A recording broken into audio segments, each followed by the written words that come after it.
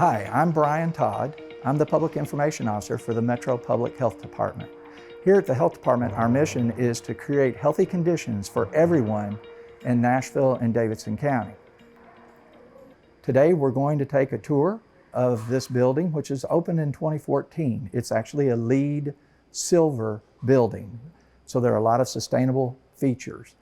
We're also going to review some of the programs that we offer here at the Health Department.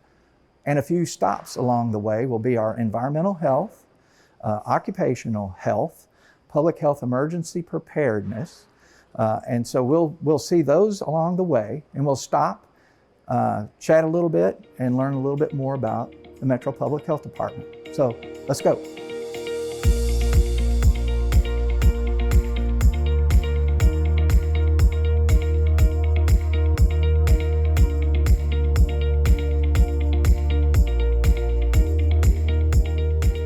I'm Hugh Atkins. I'm the Director of the Bureau of Environmental Health Services at Metro Public Health. And our Bureau has several environmental programs: air quality, we have environmental engineering, food and public facilities, pest management. We have the vehicle emissions program in our group. And we conduct a number of inspections and collect a large amount of data every day.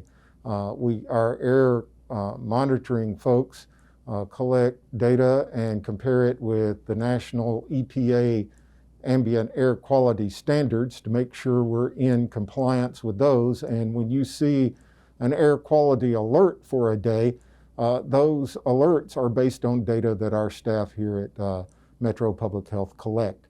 They also issue permits for demolition and construction projects that may generate some air pollution. The Food and Public Facilities Group is probably our most visible group. They conduct food service establishment inspections, which you think of as restaurant inspections, but they also conduct inspections at school cafeterias and daycare food, and correctional institutions that serve food get inspections from us as well. And another thing that kind of gets lost in all that is food trucks and temporary food events like street fairs and festivals that have vendors serving food. Those groups get inspected by our food and public facilities folks as well. They do public swimming pools, hotels and motels, tattoo parlors, body piercing establishments, daycare facilities, and some correctional institution facility inspections as well.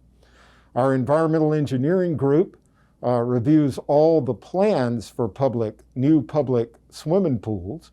They also have the subsurface sewage disposal program, which is the septic tank and field line for those that aren't served, homes that are not served by a public municipal sewer.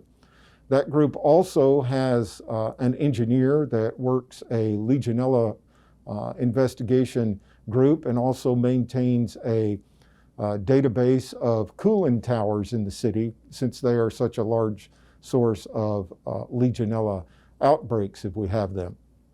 We have a group called Pest Management that does a lot of surveillance, sets traps around the county at strategic locations collecting mosquito specimens. They bring the specimens back in here to the pest management lab and identify the species and send certain ones of those to the state lab to identify them, and also test for West Nile virus and St. Louis encephalitis. If we have mosquitoes that are positive for West Nile virus, they then collect data on the neighborhood and send information to the residents of that area to inform them that West Nile has been identified in their area, and that they need to take precautionary measures to eradicate mosquitoes in their yards and to wear protective clothing when they're out, especially at night when mosquitoes do most of their feeding. Another program we have in environmental health is the vehicle emissions program. Everybody has to get their vehicle tested. If their test turns up that they have an emissions problem, they can schedule an appointment over here and also get some advice from our staff here on what the results of that test mean, and a ballpark figure of what a repair might cost when they go to their mechanic to get their vehicle tested. Another large part of the Bureau of Environmental Health Services is Metro Animal Care and Control. They do a great job of, as the name implies, animal control, but also animal care. They have programs in place to foster adoptions of pets out to families. So we cover a lot of environmental programs here in this bureau and stay really busy doing that.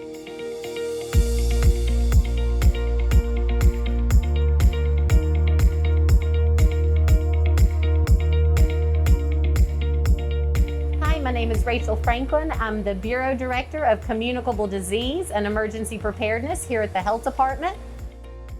The major role of the CDEP Bureau in the Health Department is to investigate those diseases that are communicable or contagious. So in the state of Tennessee, there's about 115 illnesses that if one of our residents gets one of those illnesses in Davidson County, they report it to the Health Department so that we can do follow-up, whether it's an interview with someone, seeing where they may have eaten, see who they may have exposed, to prevent public health outbreaks and emergencies. These types of illnesses include sexually transmitted diseases, tuberculosis, those diseases that are vaccine preventable, and all the other diseases like your salmonellas, your Rocky Mountain spotted fevers that are caused by bugs. Those are the types of diseases that we research and investigate in the Communicable Disease Bureau to make sure that we don't have a lot of outbreaks in Davidson County.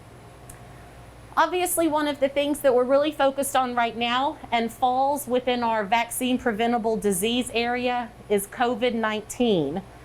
Obviously, we've been fighting COVID-19 since winter of 2019. We have given over 100,000 tests here in Davidson County. Currently, you can get tested at one of 2 drive-through locations.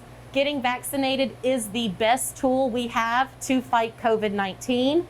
It is proven safe and very effective to keep people out of the hospital, even if they do get COVID. It also is helping to prevent deaths from COVID. We encourage wearing masks when you're indoors, but the most important thing is to be vaccinated. We offer the Pfizer 2-dose vaccine and the 1-dose Johnson & Johnson vaccine. So right now we're down here in our, quote, vaccine basement where we keep all of our vaccine that we give. That includes COVID-19 vaccinations and those other vaccines that we give in our clinic, such as DTaP, hepatitis A, and so forth. Our COVID vaccine is kept at very, very cold temperatures.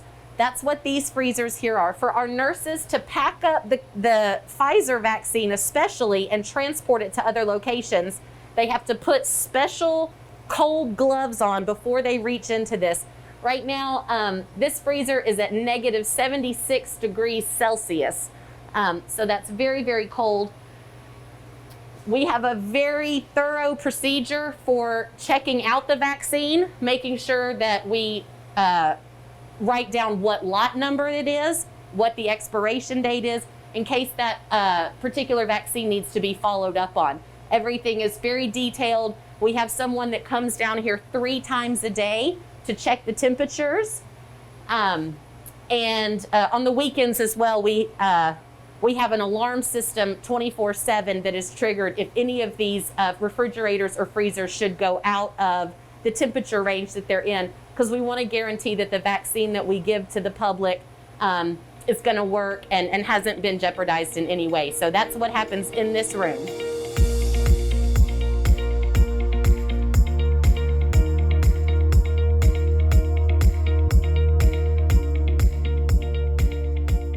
Here we are on the 3rd floor, and we're going to talk a little bit about what is available and accessible in our lobby. We designed the lobby to be friendly and welcoming. That includes where we have clinics, a sexual health clinic, a tuberculosis clinic, but when you walk into the Lentz Health Center, you don't see those names. What you see is suite numbers. And that is for privacy reasons. So when you're going in and out of any one of those clinics, it's just a suite. It's not an actual name of a clinic. You'll also notice the stairwell is the first thing you see when you enter the lobby. Even though we have elevators, the stairwell is the most welcoming and it encourages good health. The design is actually for the building is a healthy building design. And speaking of the building, here are a few of the sustainability and sustainable features of the Lentz Public Health Center. We'll start by talking about, a lot of people ask, do we have a green roof? We actually don't, but what we do have is a rain collection system on the roof. It goes into a 10,000 gallon cistern. And that cistern is what waters all of the landscaping around the building. That's just one of those features. Another feature you'll notice, and you've noticed when we were downstairs, is a lot of natural light. That's another warm and welcoming type of feature for the building. Then you'll also see, when you drive up to the upper parking lot, an electronic vehicle charging stations are available there, as well as our electronic vehicles that the health department uses. Those are some of the features, and it's also from a healthy design feature. Where I'm standing right now is a walking track. It's an indoor rubberized walking track. When you make a full loop around, it's 1/8 of a mile, and it is very common that you see people on the track having walking meetings. And again, this is part of healthy building design. Not only are you seeing a walking track indoors, but also on nice days, we have a 1/4 of a mile walking trail around the building. And that's something that is very frequented not only by our employees, but by some of the folks that live nearby.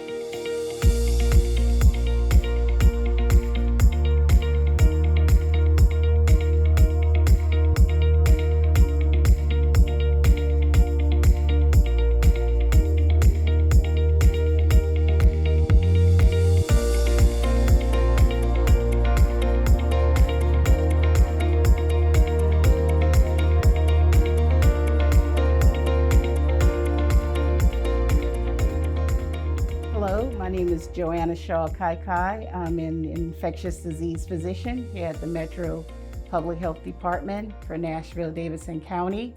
In this position, I oversee Part A Ryan White program, the tuberculosis elimination program, and also our sexually transmitted diseases outreach program. For Ryan White, we provide funding for people infected with HIV and AIDS who are unable to afford medical care.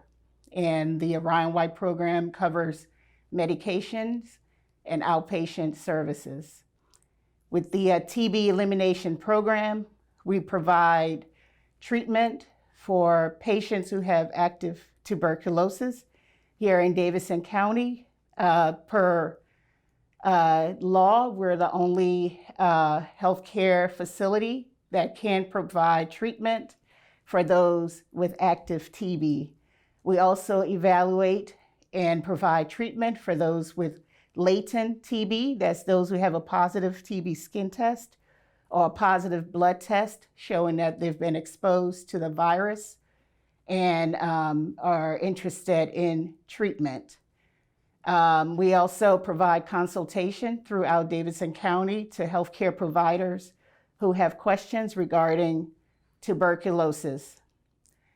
With the sexually transmitted diseases outreach program, we provide counseling and assistance with getting into the clinic for treatment and evaluation of those who have been diagnosed with a sexually transmitted disease, or they are contacts to someone who have been diagnosed with a sexually transmitted disease.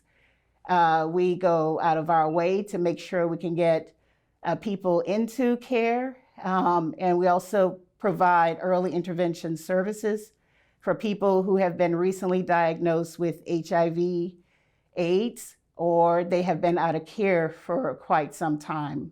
And we work closely with our clinic colleagues to identify those who are at risk for acquiring HIV and refer them to our HIV PrEP program. Thank you.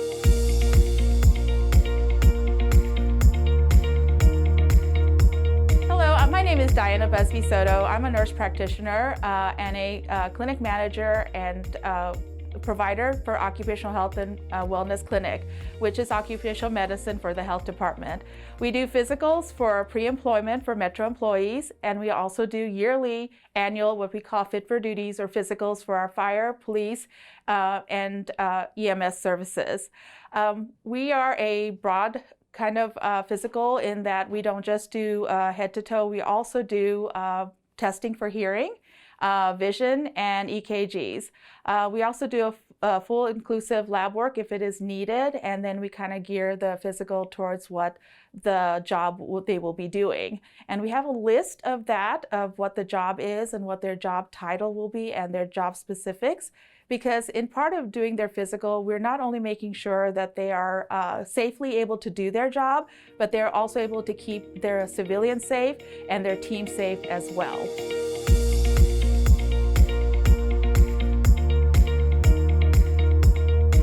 Well, that concludes our tour. I hope you've enjoyed the trip around the Lentz Health Center. I hope you've learned some of the things about the sustainability of our building, as well as some of the programs that we offer. For more of that kind of information, go to our website, health.nashville.gov. There you'll find A through Z, all the programs that we offer. Thank you for having me, and good health to everybody.